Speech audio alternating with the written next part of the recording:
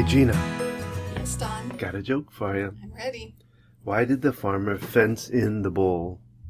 Why did the farmer fence in the bowl? I don't know. She had too much at stake in him to let him go. I thought that was pretty good. And you found a food joke. Yep. Today, Tuesday tip with Gina And Don. of Focused Healthy Family. If you have a child that's having anxiety or behavior issues, consider that food could be playing a part, even a big part, in that anxiety and or behavior.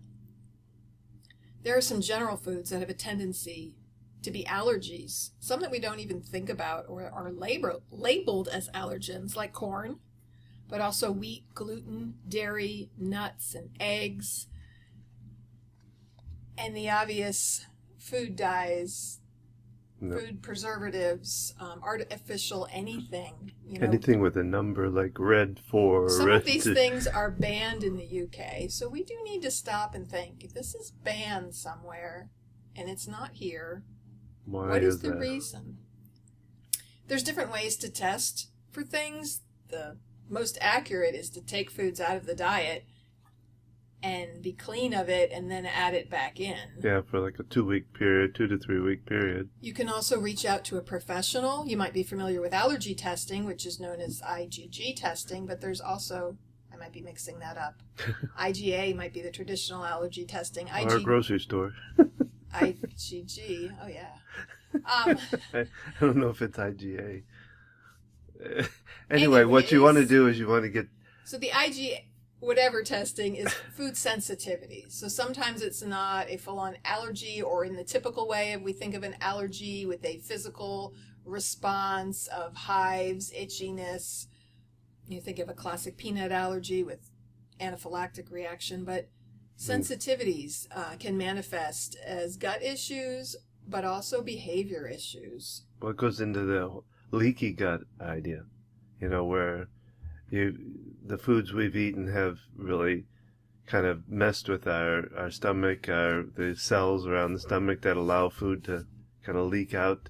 Well, the nutrients don't get absorbed properly Yeah. into our system. And so when we're not getting the nutrients, we think we're eating fruits and vegetables and we're getting all those wonderful nutrients, but one, they might not be absorbed properly. And two, the way farming has changed over the years, they don't have quite the nutritional value that they used to. I don't think most people understand or know that they spray wheat before they harvest it with what's the pesticide that that's and known to cause cancer and be carcinogenic.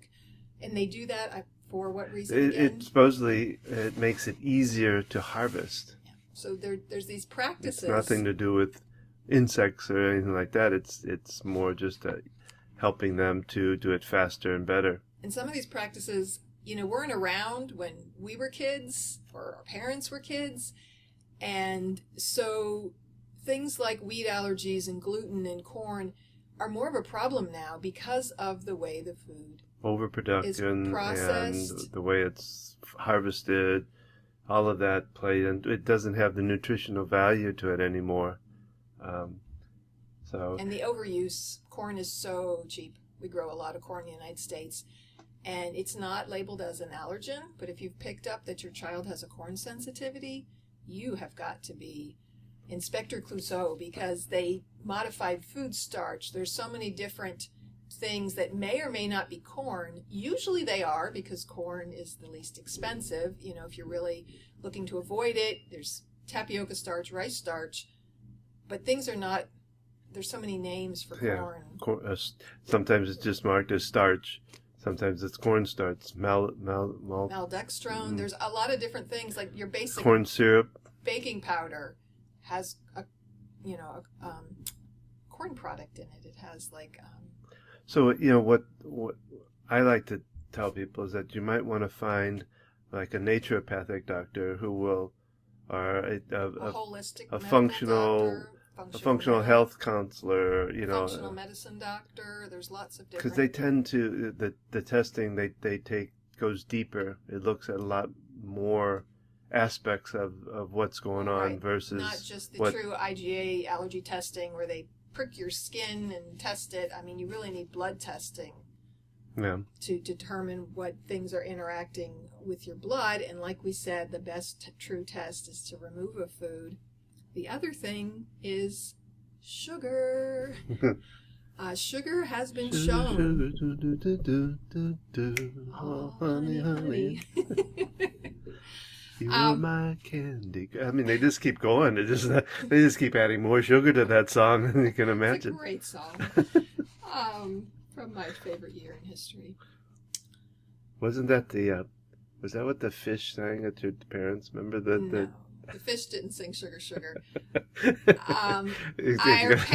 I encouraged our parents who were there when our second child was born, to go, have a gift for our 4-year-old, to give his sister, to make it special for him. And it was just before Valentine's Day, and she bought this little stuffed animal, and it sang Sugar Sugar. Oh, but what I was thinking about is, remember the fish that was mounted that would... Yes, Don, it sang do what did he do? Another little modified words. Sorry, we detract from what our conversation. But we are talking about food. Well, fish is another thing to think about. Is the mercury that's involved with fish. So farm raised fish. It's a matter of turning the bottle around and looking at the ingredients is because I know that's what they... just not fish, but okay. Reading labels. Our kids know to do that. Every so often they go somewhere new or new people, and they're amazed that our children, ask about the ingredients, that they can read the labels of things, because we really need to know what we're putting into our body. I think Dr. Smith, the naturopath I work with, he talks about, if you don't understand the words, if you don't know what it means, then there's a good chance that it might be not be good for you. If you can't pronounce it. It should be pretty basic stuff in there is really what they shoot for anyway. And, preservatives, like things like lunch meat, if it doesn't have preservatives in nitrates, I think. It can spoil more quickly, it can grow bacteria more quickly, yet we just need to pay attention. And if we buy lunch meats that are free of those things, and you just have to eat it more quickly. It's not going to survive in your refrigerator for 2 or 3 weeks. It's kind of like the whole, was it Twinkies? They never break down, or they never go bad because of again, Dr. Smith still has it in his closet in his office. He has a hamburger from McDonald's that he's had. Now he's been in practice now for I think almost 20 years in the Charlotte area, and he's got a hamburger that has not changed. Is it wrapped in its paper? Yes, and he doesn't have it in any kind of special seal. There's no cheese or other things on it. No, it was a basic hamburger, but there's no mold. The bread isn't moldy. Wow, that's because he brings it out a lot. The bread is not moldy. Yeah, so it just kind of shows you what that might be doing to our body at the same time, that it's not breaking down. Yeah. So. He doesn't have bugs in his closet. The bugs don't even want to touch it. I think he has it in a loose container, but it's not like airtight sealed. Right. But yeah. It's interesting. I mean, you start digging into these things, and it's like, oh my goodness, we can't eat anything, right? And it's not about being fearful, because that doesn't help us anywhere. But it's about being aware and paying attention. And back to the sugar, which we got off on a tangent. Sugar has been shown to be as addictive as cocaine, and it really is. It triggers things in your brain. I don't have the science right in front of me, but we can share that another time. But you can also look it up, and it can have all kinds of impacts on our body. You look at the incidence of diabetes. Inflammation, and in the United States, changing your diet has a huge impact on diabetes. Yes, there can be predispositions and other factors, and I'm talking about type 2 diabetes, not juvenile diabetes, but what we're eating has a huge impact on developing that. It's about our blood sugar and processing that in our body. I participated in the Restart program, which was basically a sugar detox and eating foods that don't trigger that kind of hyperglycemic reaction of greatly increasing your blood sugar. So I was limited on fruit and things. And it's a 6-week program. It was you talked about gut health. It was to clear out your gut, because we do damage to our gut, our intestines, with the things that we eat, and by cleaning it out, it can heal. Our body has the ability to heal and repair itself. So it's not that you have to eat that way forever.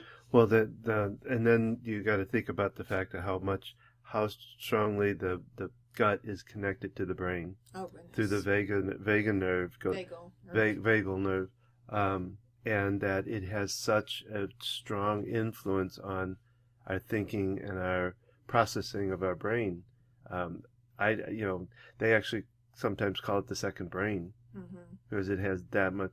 Well, and our brain isn't just up in our head; it's in every cell of our body, so it affects that. Brain is the one area of the body that science and medicine are still learning about. There's such a mystery there. There's so many aspects of it. I graduated college 30 years ago, and they know so much more now even than they did then. My brain's a mystery too, I feel. Yes, Don. Yeah. We've always felt that way.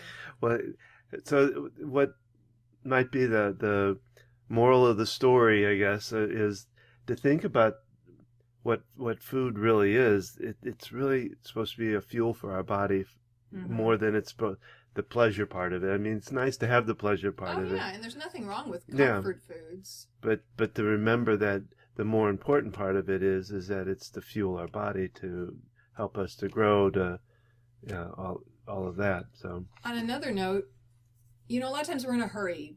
Parents both work, and you don't have time, right? That's how people wind up at fast food. The amazing thing is we have healthier fast food now than we have ever had before. Places like Chipotle, Panera Bread. I'm sure there are others. Well, even you can find pizza places that have gluten-free crust, and putting vegetables and meats on there. Places that use meats that are not over-processed. They're sourced well, and so they can be better alternatives. Sure, there's nothing like home-cooked food, yet it can be a whole lot better in minimizing that. Well, even just not to promote these, but if you're going to Chick-fil-A or even McDonald's, is to look for things like salads. Look, Chick-fil-A has the breadless, nuggets and things like that. So I don't don't promote those. There still can be. But if you're there, if for some reason you're still going to those, you can opt out for things that are healthier. And it doesn't mean a salad and a Diet Coke. Well, and you have to be careful with salads because of the salad dressings. Yes. And knowing the ingredients in the salad dressing. Because they have dyes and sugar and everything else. So. Even more than that. So paying attention, thinking about it, noticing it, and our youngest feels like, I can't eat this, I can't eat that, I can't eat this, and I like to replace things. So it's not taking it away. It's like when we go out to a party, I make something, I know what's in it, that she can eat it. It doesn't mean there's no sugar, even, at the holidays, but making my own cookies, it looks a whole lot different than store-bought cookies. And I know and I can add chia seeds. I can add other healthy ingredients to it, even though it still has sugar.